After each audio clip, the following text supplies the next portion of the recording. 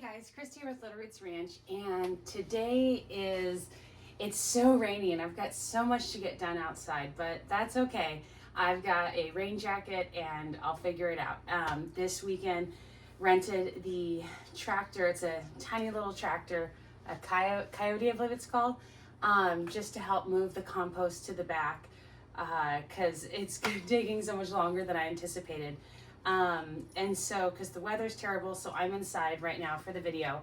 But I wanted to show you the seed rack that's behind me and what I have going on. As I mentioned in my last video, basically there's a never-ending lineup for plants to be able to start in these trays where it's nice and warm and with the lights and stuff like that. And so like down here, I'll show you, I've got some cabbage, Chinese cabbage and regular green cabbage, and they've just got their cotyledon leaves. And so as soon as they get their first true leaves, then those will go out to the greenhouse. There's supposed to be a really bad cold snap, or not really bad, but fairly bad cold snap coming next week. So I'm gonna have to figure out how I'm gonna juggle that. I might bring everything in for a night or put it into a car or cover it with a couple layers.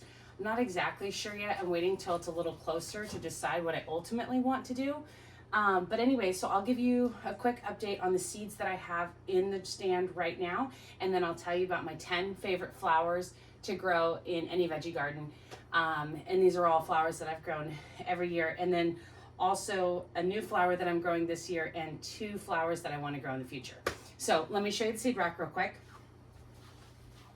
So here are my seed starting trays, and one that didn't fit. I've still got the oregano left over. These are dahlias, artichoke, and then 4 peppers for enchilada sauce. And then these are 2 kinds of eggplant, a regular and an Asian. And then down here is a red cabbage. This one's Chinese cabbage, which you can see is coming up. I didn't have the light on yesterday, so they're still yellow. They'll green out today. Also, look, the one right here makes a heart. Where's it at? Right here. And then these are both regular cabbage. I've got red cabbage, Chinese cabbage, and regular cabbage. Then down here I've got celery and lemongrass. And then this one is more Walla Walla onions.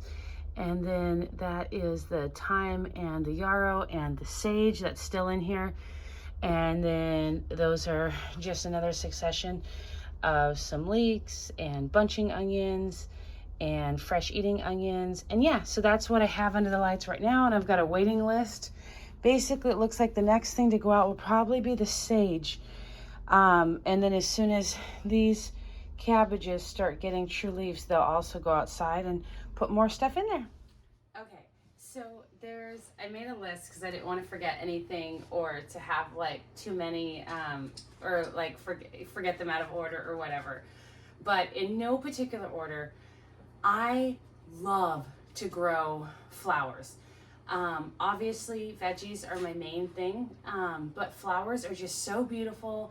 They attract the bees and other native pollinators, the hummingbirds. They look beautiful.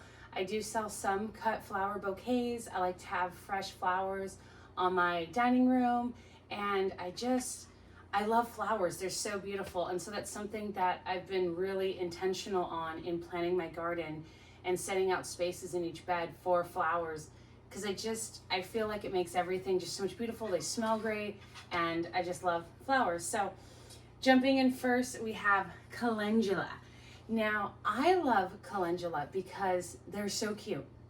That's like the orange, like daisy looking flower. And I love the color. They're small, they overwinter. They like are the first and last color.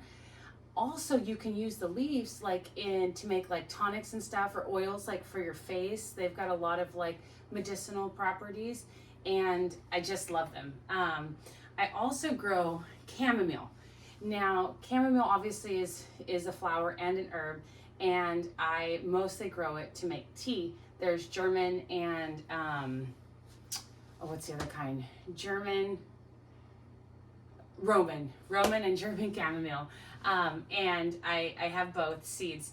But I love making chamomile tea or infusing oil with chamomile leaves, or just anything. I like all the little whimsical white flowers. Chamomile can be very invasive though, so you want to make sure like wherever you're putting it, like if you have a small raised bed or something, or a pot or something that's dedicated to growing just chamomile, like that'll be awesome. So I grow in a raised bed and I love chamomile. Also is nasturtium. So I love nasturtiums. And what I love the most about nasturtiums is how much the hummingbirds love nasturtiums. I absolutely love when I'm working out in my garden, and nasturtium kind of pops up a little bit everywhere because it's really good at self-seeding. And I pick out, the leaves are really easy to identify. And so I'll pick out the ones that I don't want, and I kind of let it just kind of grow around the garden in random spots. But I love nasturtium because the hummingbirds always visit, and it's just, I also love the flowers are edible, which is really awesome. And then after the flowers have dried away, there's like these little pods, and they taste basically like capers. They're not exactly the same thing, but they taste exactly like it, like a little bit of a peppery, almost mustardy. I like eating them just in the garden, like, so that I always love to grow nasturtiums. And of course the color pops. I think they come in different colors, but I've got more like orange, yellow type. I don't know what kind, they just kind of keep showing up. But yeah, another one is marigolds. Now marigolds I really like as like a trap crop, and then also marigolds are excellent at companion planting.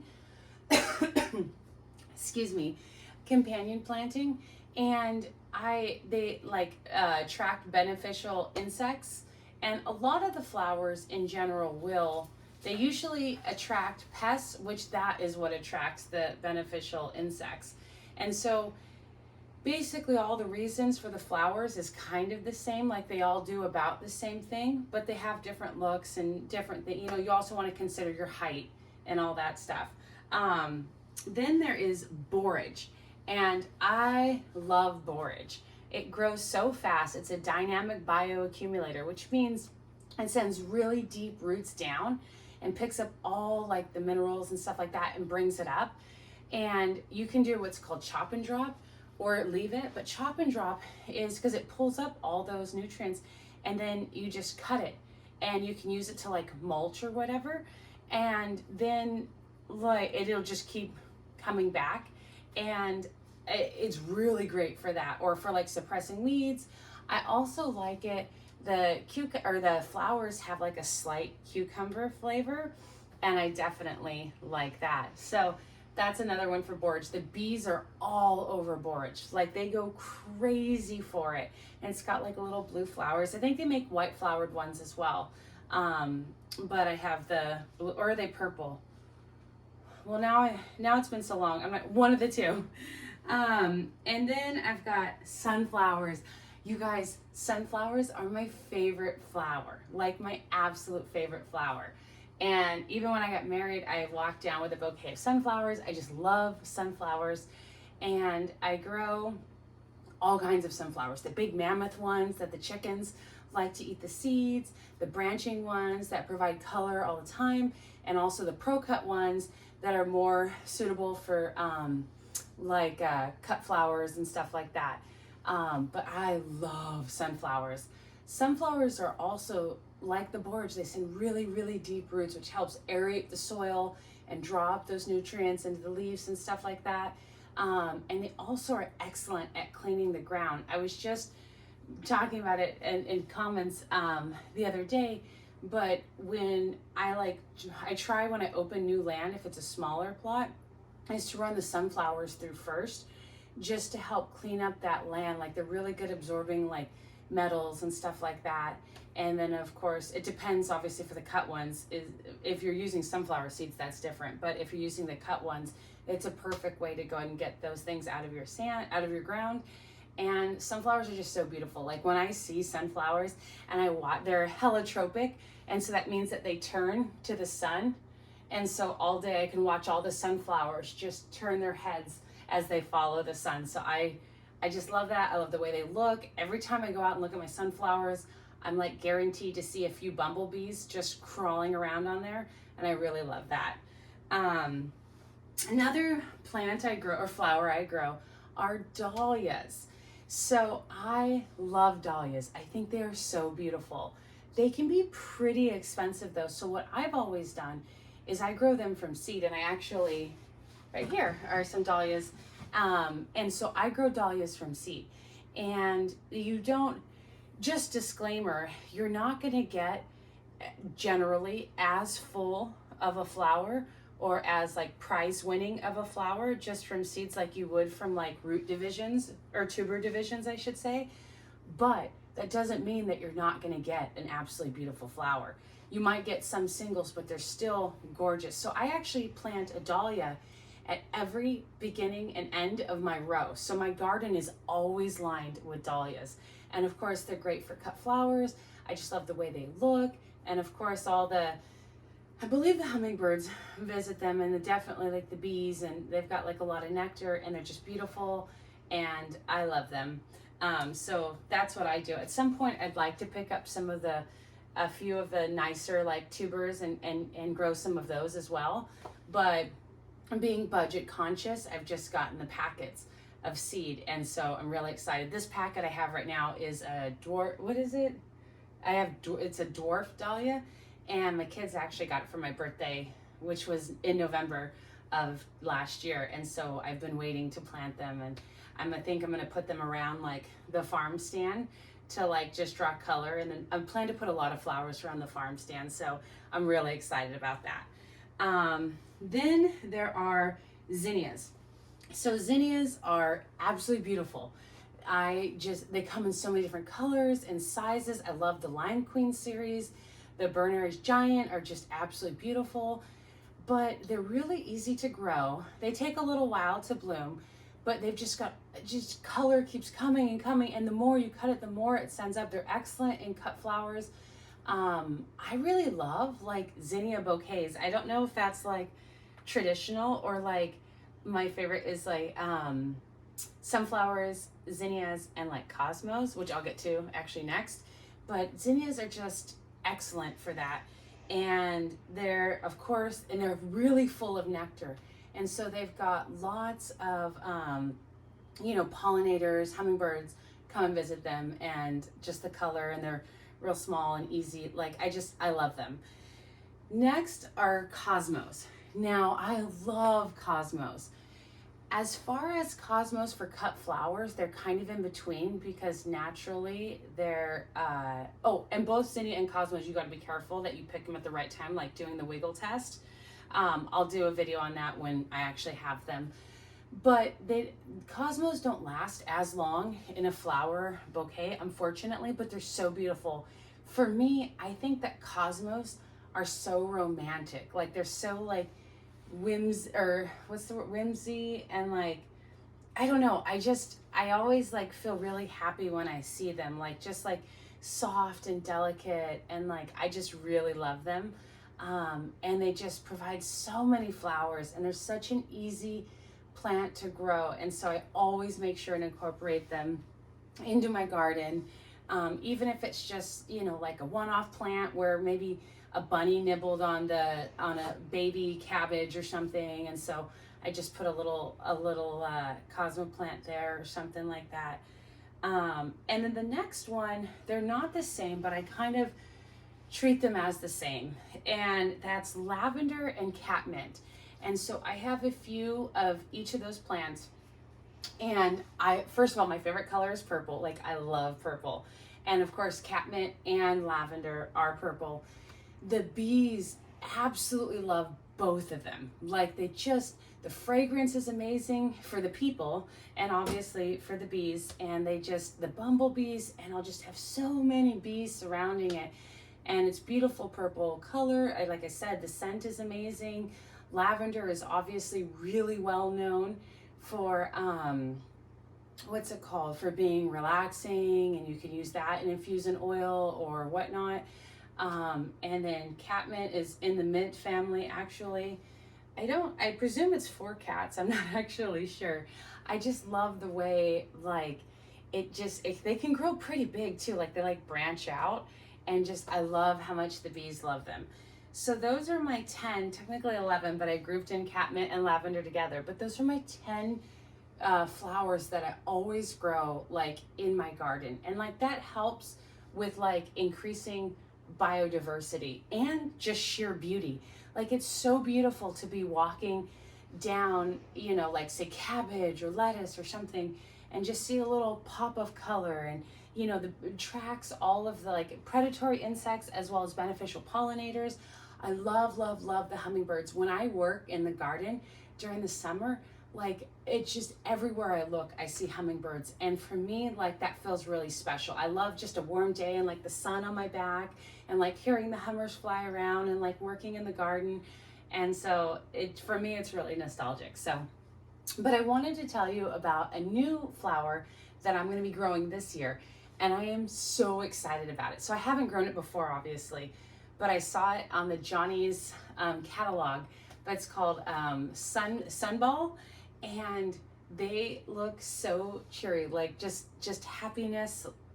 You know, of course I haven't seen it in real life. I've just Googled pictures and obviously the seed description.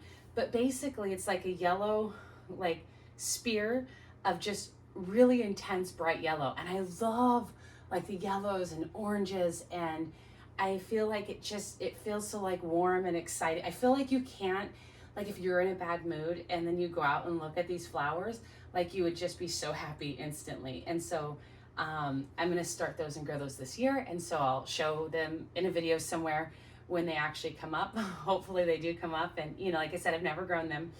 And then I've got 2 flowers that I really want to grow one day. Now, I of course want to grow basically all of the flowers, but I really want to grow peonies and roses.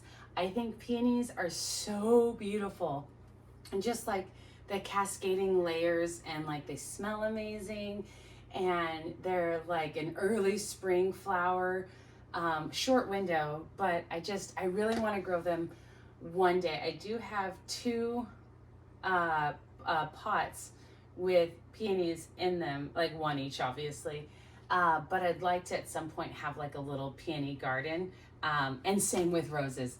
I love purple and yellow roses.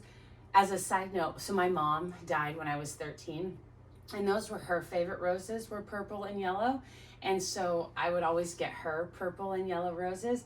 And so now of course I'm obsessed with purple and yellow roses. So I do have I bought a rose bush that's still in a pot last year from Orchard's Nursery in Stanwood.